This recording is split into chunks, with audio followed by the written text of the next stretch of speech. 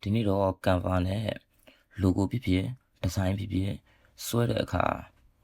element တွေစာတွေကိုနေရာကျအောင်လို့ grid နဲ့ဆွဲဖို့ grid ဘယ်လိုဖော်ရလဲဆိုတာတစ်ချက်ပြပေးမယ်အဲ့တော့အရင်ဆုံး template တစ်ခုယူမယ်ပြီးတော့ရင်အပေါ်က file ဆိုတော့နှိပ်လိုက်မယ် file ဆိုတာနှိပ်ပြီးတော့ရင် setting ဆိုတာတွေ့လိုက်မယ် setting နဲ့ဝင်မယ် setting နဲ့ဝင်ပြီးရင် add guide ဆိုတာရှိတယ် add guide ဆိုတာလေးကိုနှိပ်လိုက်မယ်နှိပ်လိုက်ရင်ဒီမှာ12 column ရှိမယ်3 column ရှိမယ်3x3 grid ရှိမယ်အဲ့ဒါကိုတကယ်လို့ဒီပုံစံလိုချင်လဲယူခြင်းဆိုရင် custom ကိုသွားမယ်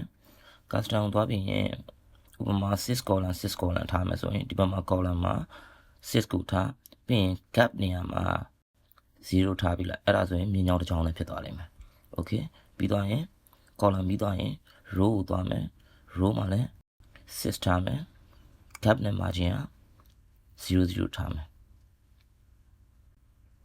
ဒါဆိုရင်တော့